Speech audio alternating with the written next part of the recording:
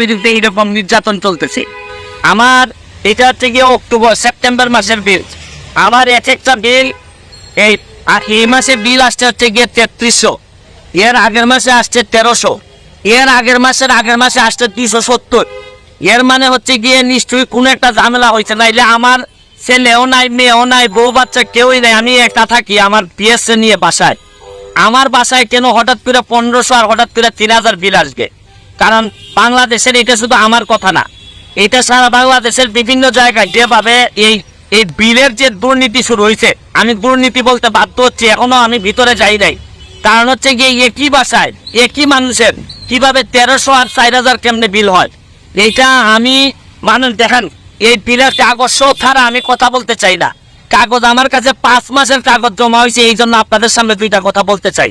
আবার কত বড় দেখেন, শেখ হাসিনার উদ্যোগ, ঘরে ঘরে বিদ্যুৎ, শেখ হাসিনার নাম